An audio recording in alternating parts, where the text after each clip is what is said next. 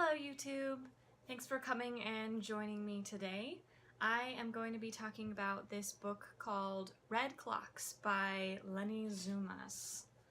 I'm not sure if that's how you actually pronounce that name. So on the back, on the top of the advanced reader copy, it says 5 women, 1 question. What is a woman for?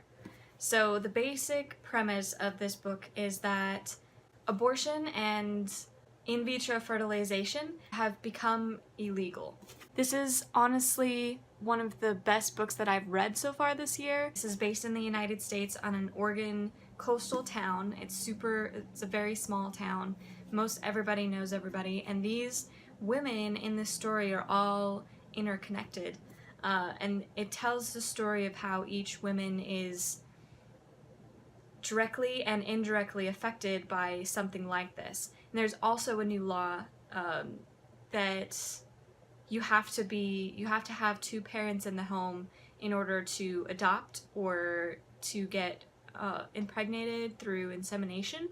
One of my favorite things about this book is that you don't learn the names of the characters through their narrative. You only learn from other characters referring to them or talking about them in their own narrative. Each chapter is named by a title, the biographer, the mender, the wife, and the daughter, and then interspersed in between every chapter is this story that the biographer is telling about this woman who was a polar explorer in the 19th century. I really like what this story is telling about women and how important it is that, in my opinion, abortion should stay legal.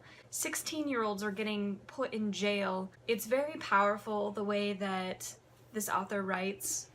If you like The Handmaid's Tale by Margaret Atwood, you would definitely like this book. It's based in the near future, which makes it very relatable. You don't have to get to know an entirely new world or a new future to understand what's going on.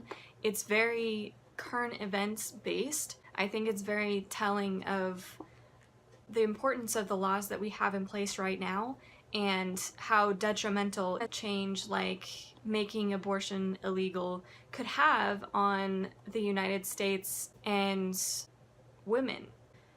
Besides not titling the chapters with chapter names or with the actual character names, one of the most impressive things to me is that every section has its own writing style, which is really hard to do as a writer.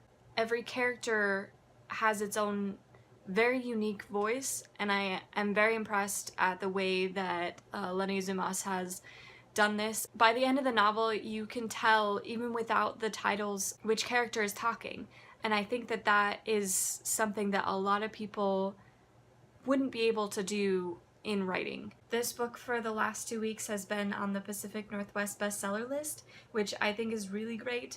And I usually go for escapist reading, meaning that I like to go into a world that isn't necessarily real. I wouldn't necessarily run into this world outside of the book that I'm reading.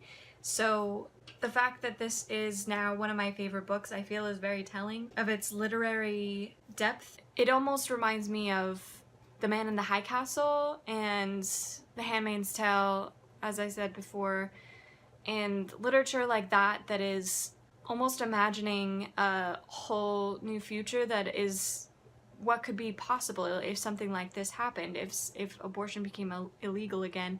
What might that do to a small town in Oregon, and how much bigger are those problems going to be in a place that isn't a small town? It's kind of a scary subject as a woman to envision this kind of thing happening.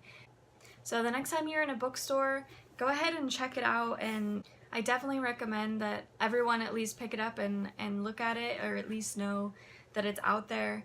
In the meantime, let me know what your favorite books are so far this year and what kind of literary fiction you really enjoy, and what are the books that you usually don't read but have really enjoyed anyway.